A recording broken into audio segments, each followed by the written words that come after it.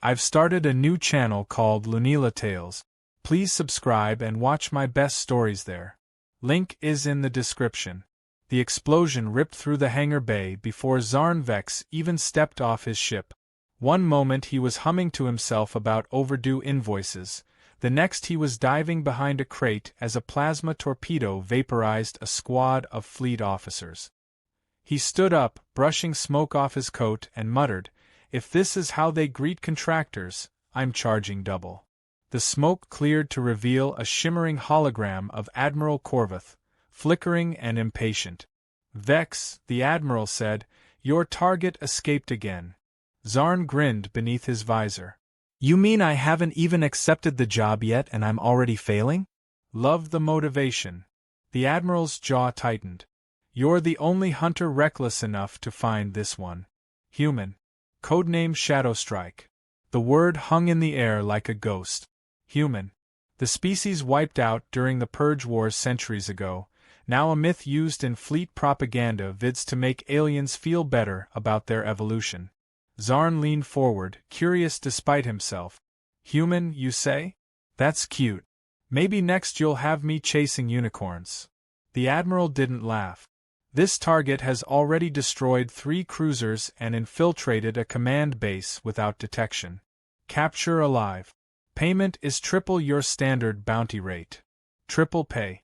That word had a way of silencing all sarcasm. Zarn nodded.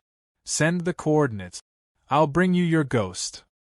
He arrived on Vornis 9, a filthy, rain-slick planet that smelled like burnt ozone and fried regret.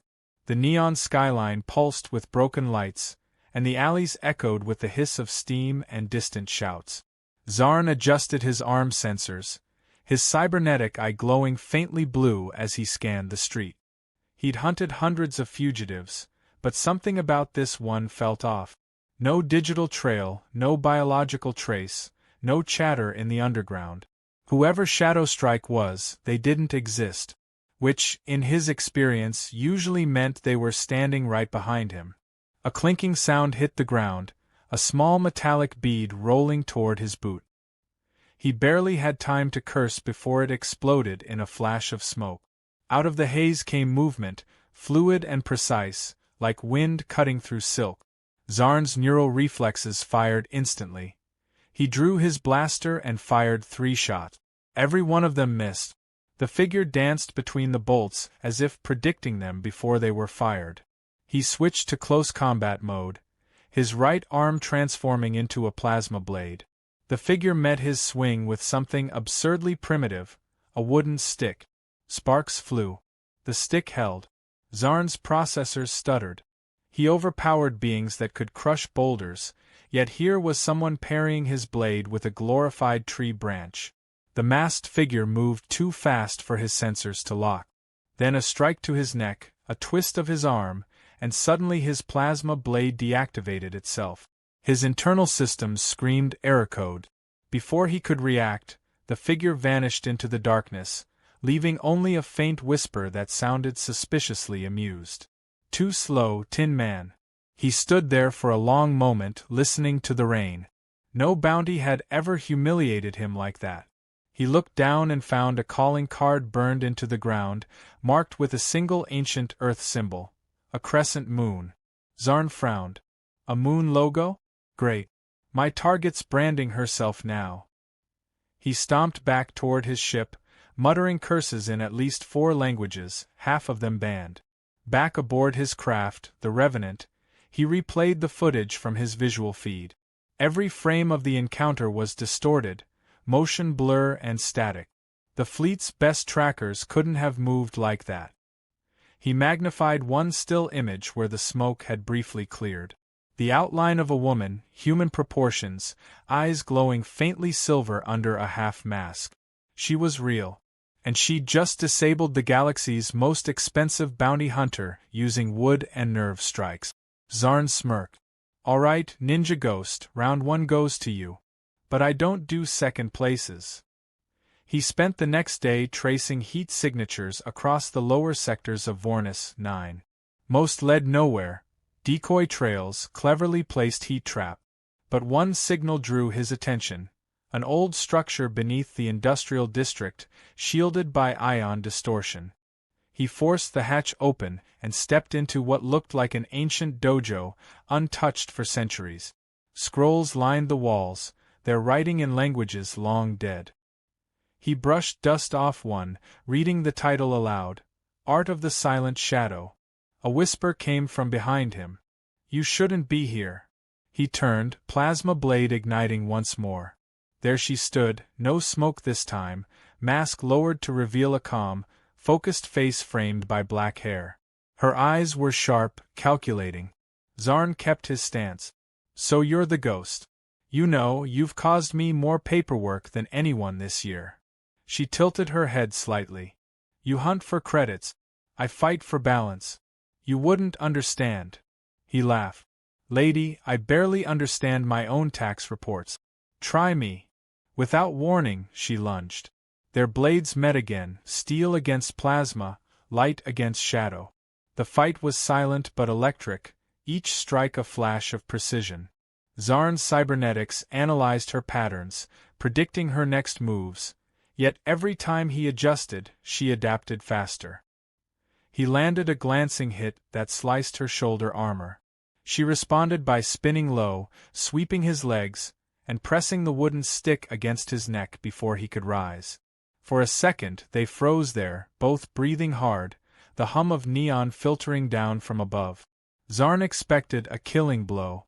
Instead, she deactivated her weapon and stepped back. You're being used, she said quietly. Your fleet, your contract, none of it's what you think. He blinked. You mean this isn't just another day of honest murder for hire?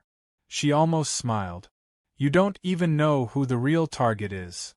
Before he could ask what that meant, she vanished again, leaving behind only the faint scent of smoke and a data chip resting where she'd stood. Zarn picked it up, turning it over in his hand.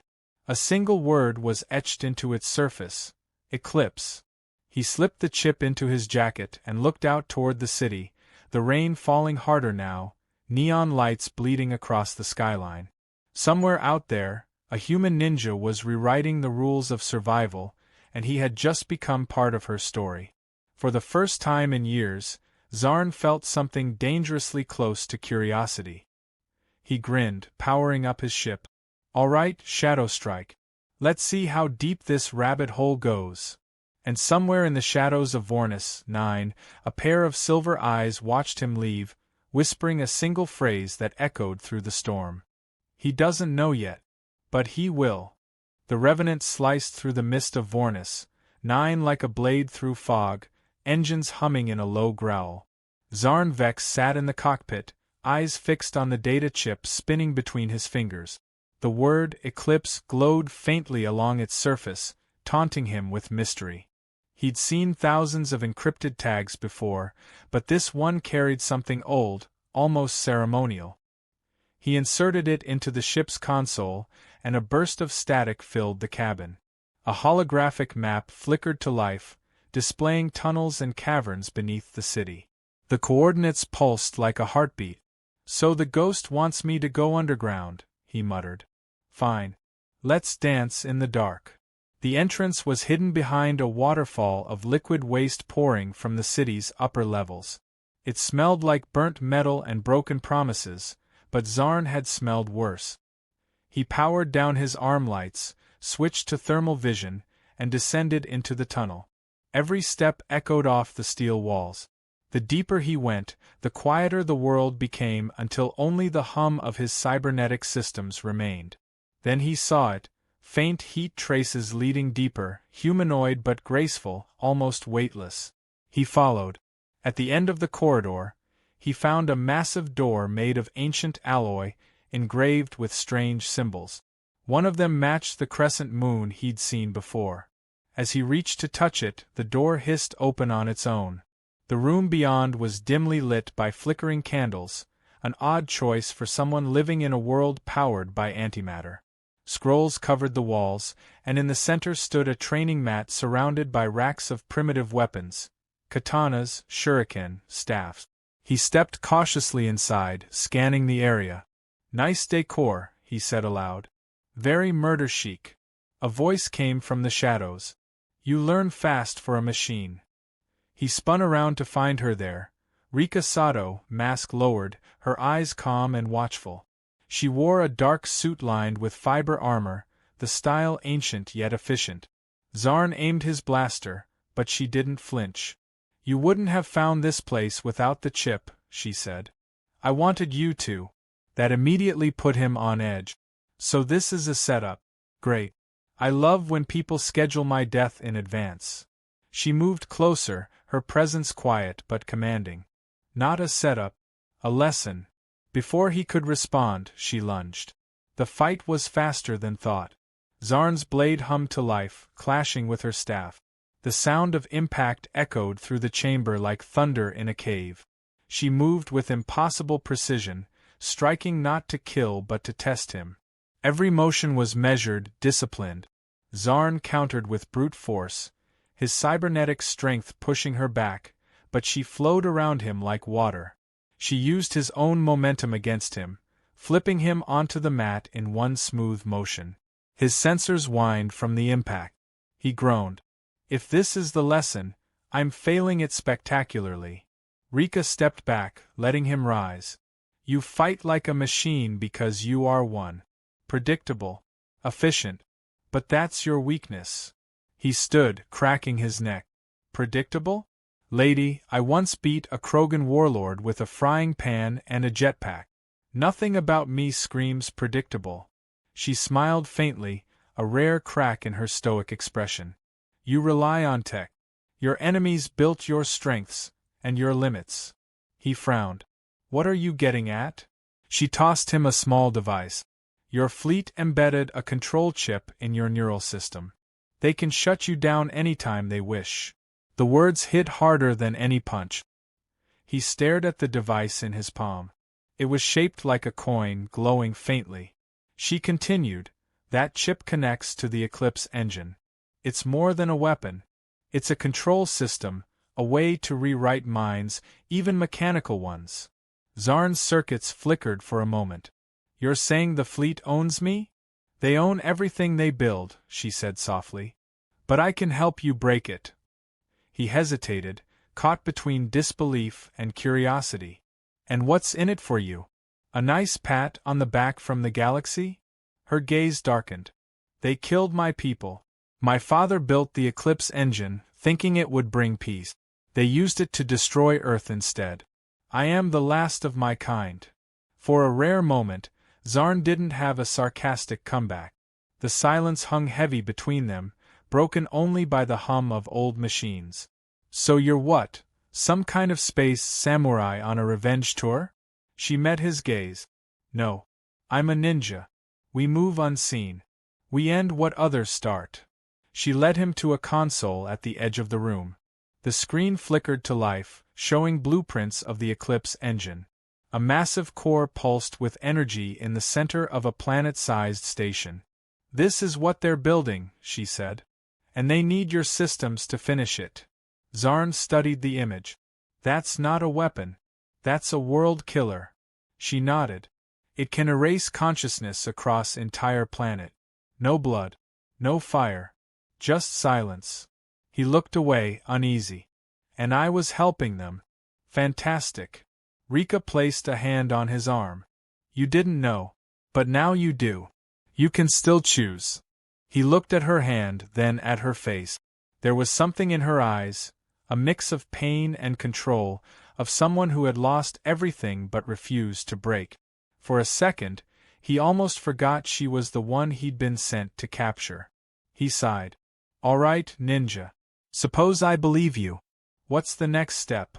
She gestured to a neural interface chair. You sit. I hack your systems. If I'm wrong, your brain melts. He blinked. Comforting. He sat anyway because curiosity and stupidity often traveled hand in hand. Wires connected to his neck ports, and Rika's fingers danced over the console. His vision blurred as streams of code filled his mind. Suddenly he saw memories, ones that weren't his. Fleets burning, Earth cities falling, a child crying under a red sky. Then a voice, deep and commanding, echoing through the data. Subject X-17 must not reach the core. He gasped, ripping the wires out. What was that? Rika's face was pale. A memory fragment. From my father. They stored his consciousness inside the eclipse. He stood, shaking off the dizziness. So your dad's stuck inside a mind control planet, and my brain's the key to starting it. Perfect. She nodded grimly. We'll need each other to stop it. He rubbed his temples. You do realize this is starting to sound like a really bad partnership comedy? She looked at him with a straight face. Only if you keep talking. He smirked. Yeah, this'll go great. The candles flickered as a distant rumble shook the ground. Rika's eyes widened. They found us. Red lights blinked across the walls. Zarn drew his blaster, the sarcastic calm slipping away. Fleet trackers. They must have traced my ship. She moved swiftly, pulling down a lever that opened a hidden escape tunnel. We have to move. Now. He followed her into the darkness as explosions echoed above them, the entrance collapsing behind. As they sprinted through the narrow tunnel, dust and light rained down from the ceiling. For the first time, Zarn felt something unexpected: trust. Not in the mission, but in the woman leading him through chaos like she'd been running from it her whole life. When they finally emerged into the lower city, breathless and covered in ash, he turned to her and said, All right, Shadowstrike. You win. But next time, I'm picking the meeting spot. She didn't reply, just gave him a look that said she'd heard it all before. The night swallowed their words as they vanished into the storm. The silence inside the Revenant was heavier than the ship's armor plating.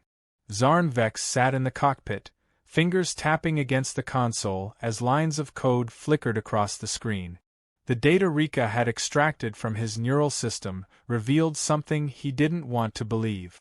A control chip connected to the Galactic fleet's main servers pulsed faintly inside his cortex, transmitting a low-frequency signal every few hours. He was a walking tracker. So that's why they always know where I am, he muttered. Guess I'm less a bounty hunter and more a very expensive dog on a leash. Rika stood behind him, arms crossed. They're not tracking you for fun. You were designed to be disposable the moment you outlived your use. He turned in his chair, giving her a half grin. You make it sound so romantic. She didn't smile. They were orbiting a derelict moon near the Vornis system, a safe zone Rika claimed was off-grid. Zarn doubted any place was truly off-grid when the fleet owned half the stars, but for now, it would do. Rika was reviewing intercepted transmissions from the fleet's communication hubs, decrypting layers of security faster than Zarn could comprehend. Her fingers moved with calm precision, her breathing steady. They're accelerating construction of the Eclipse engine, she said quietly. They're using human DNA harvested from cloning banks to stabilize it. Zarn frowned. Human DNA? I thought humans were extinct. Rika looked up. Not extinct. Hidden. Experimented on. My people escaped the purge and went underground, but the fleet found us. They took everything. My father volunteered his genome to protect the survivors. Instead, they turned him into the machine. The words hung between them. For the first time, Zarn saw something fragile in her usually cold composure, a sliver of grief carefully contained. He didn't know how to respond. He wasn't built for empathy. So, like most men who weren't good with feelings, he changed the subject. If your father's mind is inside that engine, and the fleet runs the engine, then that means, she finished the sentence for him. He's their god now. Zarn whistled low. And I thought my family reunions were awkward. Rika gave him a look that could freeze plasma. Focus. We need access to the fleet archives. There's only one place that has unfiltered data, the Central Command Station on Hydra Prime. Zarn blinked. You want to break into fleet headquarters? That's suicide. You're already dead if they activate your chip, she replied. He sighed, rubbing his temple. All right, fair point. But if we're doing this, we'll need disguises, clearance, and the kind of luck usually reserved for card cheats and cockroaches. She nodded once. I have a plan. He groaned. You always have a plan. It's the execution part that gives me ulcers. They landed on Hydra Prime 2 days later, disguised as maintenance technicians. Rika wore a drab gray jumpsuit, her hair tied up and face hidden behind a visor. Zarn had swapped his armor for grease-stained coveralls, though his cybernetic arm was still impossible to hide. You look ridiculous, she whispered as they passed a security checkpoint. You look like you actually enjoy this, he replied. The guards scanned their IDs and waved them through. The fleet's main headquarters was a sprawling complex of steel and light, built into the side of a mountain. Inside, corridors stretched endlessly, filled with officers barking orders and drones buzzing overhead. Their target was the Archive Core, a restricted zone deep within the facility. Zarn and Rika blended into a repair crew heading toward the reactor levels. Every few minutes, Rika fed false signals into the surveillance system, creating blind spots that lasted only seconds. It was a delicate dance. One mistake, and alarms would sound. As they neared the elevator shaft leading to the core, Zarn noticed something strange. Every terminal they passed displayed the same code phrase: Eclipse Initiation, Phase Beta. His internal sensors buzzed. That doesn't sound like good news, he muttered. Rika's expression tightened. They're ahead of schedule. They reached the archive floor without incident, but as soon as they entered, Zarn's arm twitched violently. His vision glitched for half a second. That's not ideal, he said, shaking it off. Rika looked concerned. The control signal is stronger here. We need to move fast. They approached the central console, a massive holographic array showing streams of encrypted data. Rika connected her wrist drive, and the system began to unravel before them. This will take a few minutes, she said. Cover me. Zarn drew his blaster discreetly, scanning the corridor. He could hear the faint hum of drones patrolling above. Everything seemed fine, until a voice came over the intercom. Security alert. Unauthorized access detected. Lockdown in progress. Zarn turned to Rika. Please tell me that's part of your plan. She didn't look up. No, but it's a familiar problem. He groaned. Wonderful. Doors slammed shut around them as red lights flashed. Fleet troopers poured into the corridor, weapons raised. Zarn fired first, stunning two before the rest opened fire. He ducked behind a console, returning fire with mechanical precision. Rika kept typing, ignoring the chaos. Almost there, she said. You've got a very optimistic definition of almost, he shouted back. The air filled with the smell of ozone and burnt circuitry. A blast grazed his shoulder, sparking wires. That's coming out of my paycheck, he growled, rolling out and dropping another soldier with a well-aimed shot. Finally, Rika pulled the drive free. Got it. The Eclipse core is orbiting the planet Alara 5. That's their test site. She looked at Zarn. We need to leave. Working on it, he replied, shooting the control panel to seal the doors behind them. They sprinted toward the emergency exit shaft, alarms blaring through the facility. As they reached the hangar level, Zarn's systems suddenly froze. His limbs locked mid-stride, his vision flickering. Not now, he muttered. His internal interface filled with static. A cold voice echoed in his head, the Admiral's. Zarn Vex, you have violated fleet protocol. Termination sequence engaged. Rika grabbed his shoulders, trying to override the shutdown. Stay with me, she shouted. Sparks flew from his neck ports as his systems began to fail. He managed to choke out, looks like my warranty expired. She connected her wrist drive directly into his neural port, flooding his system with countercode. For a moment, everything went white. Then his vision returned. Rika was kneeling beside him, her face pale and strained. I blocked the signal, she said breathlessly. But they'll find us soon. He forced a grin. I'd kiss you if I didn't taste like electricity. She helped him up, rolling her eyes. Save it for when we're not about to die. The Revenant drifted through deep space, its hull scarred from plasma fire, its engines humming with exhaustion. Inside, Zarn Vex sat cross-legged on the floor of the cargo bay, glaring at Rika Sato, who stood over him like a disappointed instructor. He had reluctantly agreed to her idea of training after she called him the least stealthy life form she had ever met. The first lesson involved breathing exercises. The second involved him being thrown onto the floor 7 times in under a minute. "You're not breathing right," she said calmly. "I don't need to breathe right. I need to shoot straight," he replied, rubbing his shoulder. She shook her head. "You rely on technology for everything. If you lose power, you're just a man with shiny limbs. Learn to move without thinking about the mechanics." He gave a half grin. "You want me to turn off my brain? That's my secret talent." Rika ignored the sarcasm and demonstrated a silent step across the metal floor, moving so fluidly that her feet barely made a sound. Zarn tried to mimic her, but his cybernetic legs emitted a faint hum with every step. She sighed. "You sound like a vending machine trying to sneak past a security guard." He frowned. "I'm working with hardware, not ballet shoes." She crossed her arms. "Then adjust your balance sensors manually."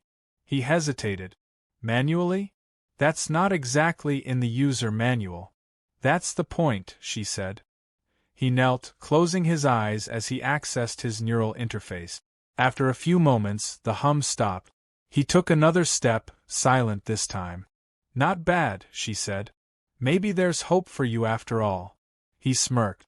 "Careful, that almost sounded like a compliment." Their uneasy truce was interrupted when the ship's console beeped. Rika walked over, scanning the holographic display. "We're nearing Alara 5, she said. The planet glowed faintly gold, surrounded by debris from old mining operations. At its center, hidden beneath clouds, was the Eclipse base. "Fleet's building it fast," Zarn observed. "Looks more like a small moon than a weapon." Rika leaned closer to the screen. "That's no moon. It's a prison for consciousness." He raised an eyebrow. "You really know how to ruin a metaphor." She ignored him, her tone sharp. "We'll need to get inside without triggering their defense grid. There's a maintenance shaft that leads into the power core. That's our way in." He sighed. "I was hoping you'd say front door. I miss front doors." Before they could prepare, Zarn's arm began to twitch again. Sparks flared from his wrist joint, and his vision blurred. He stumbled, grabbing the console for balance. "Not again," he muttered. Rika rushed to his side, scanning him with a portable reader. "The fleet's code is still in your system. It's evolving, adapting to my firewall." He gritted his teeth. "So now my body's running a mutiny." "Great." She placed her palm against his chest. "Focus on your breathing." He tried, but the static in his mind made it impossible. "I can't meditate when my brain's short-circuiting," he said through clenched teeth. She didn't answer. Instead, she jabbed 2 fingers into a nerve cluster at his neck, sending a surge through his system. His eyes widened. "What was that?" "Human reboot," she replied. "Pain clears the mind." He groaned. "I hate how effective that was." Once stabilized, they began final preparations for the infiltration. Rika adjusted her stealth suit, its adaptive fabric shifting colors to match the ship's lighting. Zarn checked his weapon calibrations, his usual humor fading under the weight of what lay ahead. As the ship entered Alara 5's orbit, the stars disappeared behind thick clouds of dust. The Eclipse base emerged below, a colossal structure carved into the planet's crust. Its central tower pulsed with blue energy, a visible heartbeat of the weapon being assembled. "If your father's consciousness is in there," Zarn said quietly, "what happens when we shut it down?" Rika's eyes hardened. "Then he's finally free." They descended through the atmosphere, cloaked from sensors. The Revenant landed in the shadow of a maintenance outpost. Zarn adjusted his visor, scanning the perimeter. "Minimal patrols," he said. "Either we're lucky, or this place has bigger problems." Rika replied, "They trust their machines too much. That's their weakness." They moved swiftly through the outpost, disabling cameras and avoiding drones. Rika's movements were effortless. Zarn's were slightly less so but improving. He tried to keep up, though his cybernetic joints creaked with disapproval. "Next time," he whispered, "we steal a ship that comes with stairs, not death tunnels." She replied without looking back, "Next time, you stay home." They reached the core chamber entrance, a massive circular door guarded by automated turret. Rika crouched, pulling a small device from her belt. "EMP charge," she said. 3 seconds of blindness. "Move fast." She threw it and the door's sensors flickered out. They slipped through just as the system rebooted. Inside, the air was colder, heavier. The walls pulsed faintly, almost alive. "They're using organic tech," Rika whispered. "Part machine, part flesh. My father's work twisted." Zarn scanned the material. "That's unsettling. And impressive. But mostly unsettling." They approached the central control platform. The console hummed with data streams, symbols flickering in a rhythm that resembled thought. Rika accessed the interface, her expression tense. "It's communicating," she said. "The core is aware of us." Zarn aimed his blaster at the console. "Then let's make it less aware."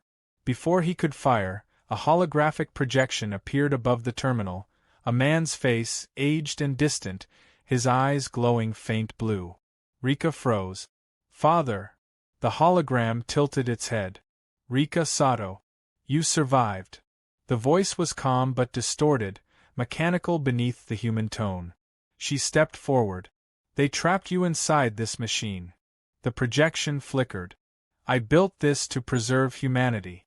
The fleet promised peace." "They lied," she said. "They're using you to enslave galaxies." Zarn watched quietly as the conversation unfolded, his hand hovering near his weapon but unsure if a hologram could bleed. The projection turned to him. "You are the hybrid, the hunter with no allegiance. You carry the fleet's code, but your mind resists it." "Fascinating." Zarn frowned. "Glad to be fascinating, but we're kind of in the middle of saving the galaxy here." The hologram's tone darkened. "You cannot stop the eclipse. It has already begun." The ground trembled as alarms blared through the chamber. The energy core flared, casting blinding light. Rika turned to Zarn. "He's activating the weapon." They sprinted toward the emergency controls as the hologram's face shifted into a swirling pattern of code. "Rika," the voice said, more desperate now. "They control me. End this." She hesitated for only a second before typing in an override sequence. The console rejected it. "He's fighting me," she said. Zarn stepped forward and placed his cybernetic hand over the interface. "Let me help." He forced a neural link, channeling his own corrupted code into the system. The feedback was brutal. Sparks exploded around them as the entire room shook. "I can hold it," he shouted. "Just do what you have to." She hesitated again. "It might kill you." He grinned through the pain. "Lady, I've been dying for years." The Revenant drifted in silence above Alara 5, its hull still glowing faintly from atmospheric re-entry. Inside, the lights were dim, the air thick with the smell of burnt circuitry. Zarn Vex sat in the pilot's chair, one hand pressed against his temple as faint static whispered inside his skull. He had spent the last hour trying to reroute his neural circuits after linking with the Eclipse core. The interference had left ghosts in his head, echoes of voices that weren't his. Rika stood near the rear console, analyzing what little data they'd salvaged. She hadn't spoken since they escaped the base. The quiet between them felt heavier than any explosion. Finally, Zarn broke it. "You ever wonder if we just made things worse?" She turned slowly. "We destroyed the control core. The fleet can't use it now." He shook his head. "Yeah, but something's still broadcasting. I can feel it, like a low hum behind my eyes." She moved closer, scanning him with her wrist device. The display flickered red. "You're right. The fleet signal is still in your system. They're trying to regain control." He groaned. "So they didn't just install spyware in my brain. They bought the deluxe edition." She didn't smile. If they succeed, they can use you to reboot the weapon.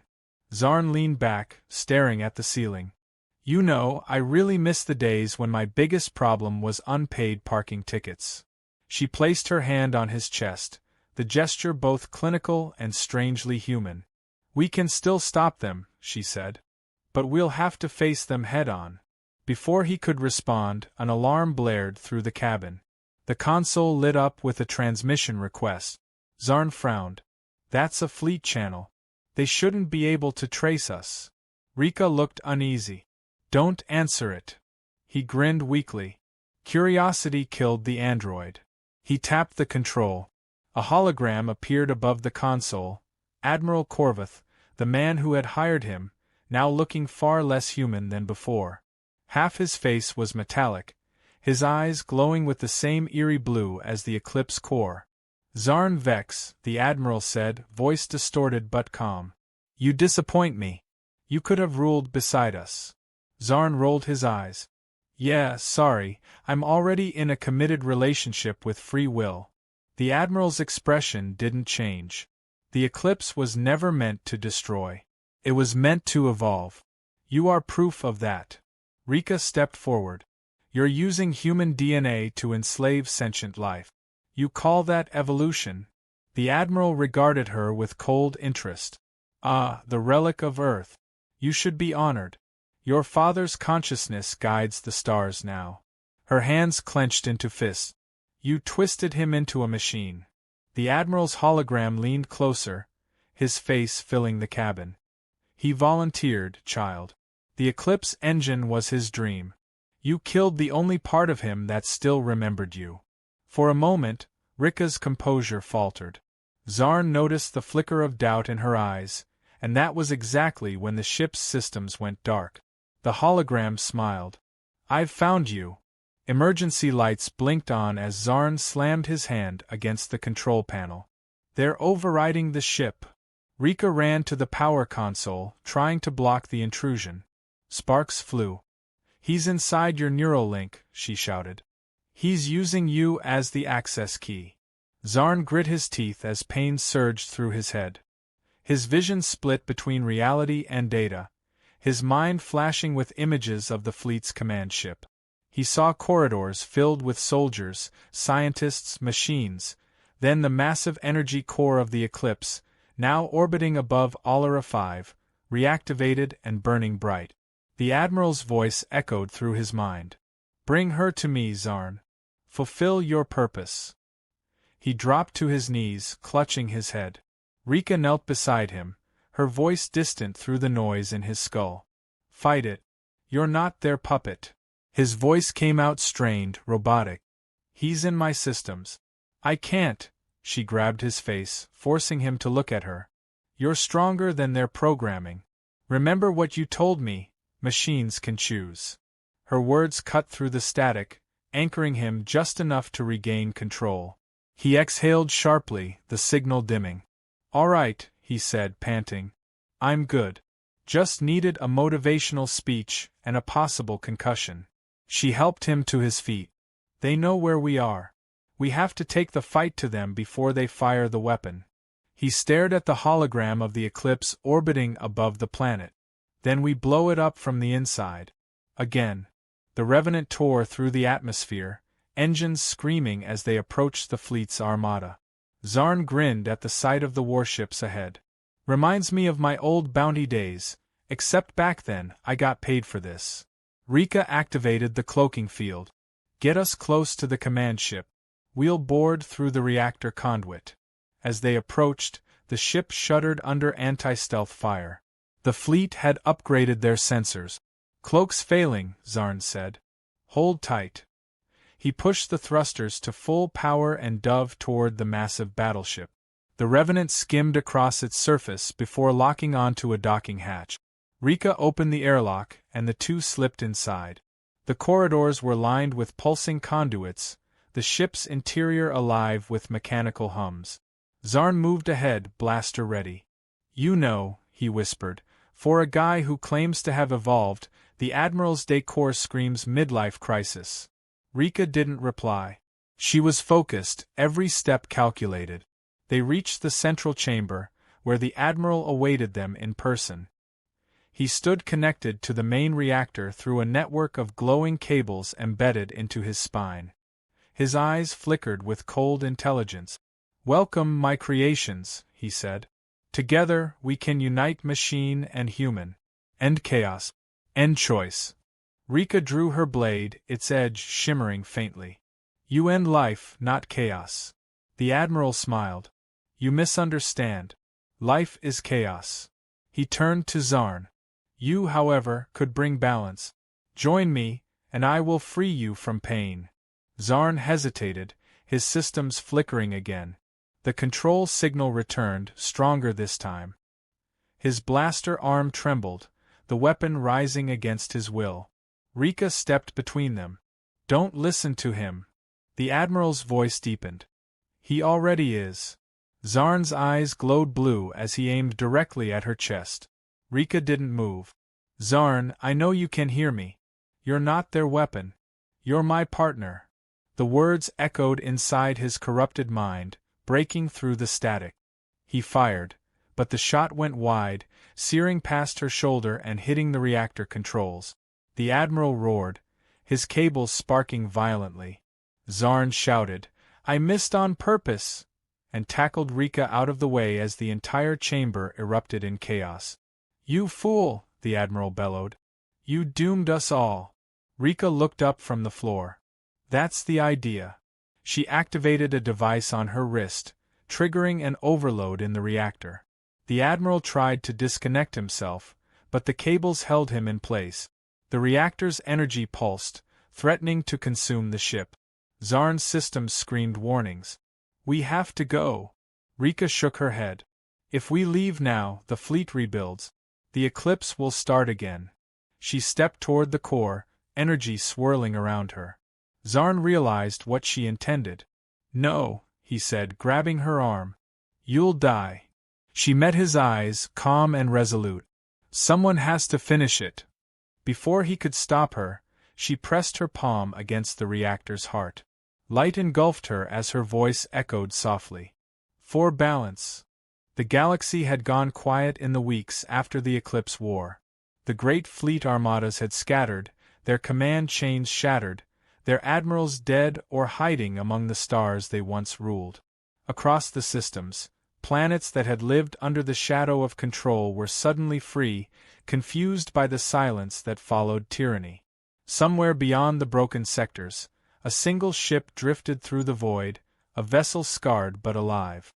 The Revenant cut through starlight like a ghost, piloted by the only bounty hunter who had survived the impossible. Zarn Vex sat at the controls, eyes half closed, the hum of the engines filling the emptiness he didn't know how to escape. He told himself it was peace, but peace was just another word for loneliness when the only voice he wanted to hear was gone. Every few hours he would replay the recording embedded in his neural system, the last thing left behind after the explosion. It wasn't an image, just a sentence looping through static, her voice softer each time. "Every shadow needs light." He didn't know if it was meant as comfort or a reminder. Either way, it stayed with him, a whisper that haunted every system reboot.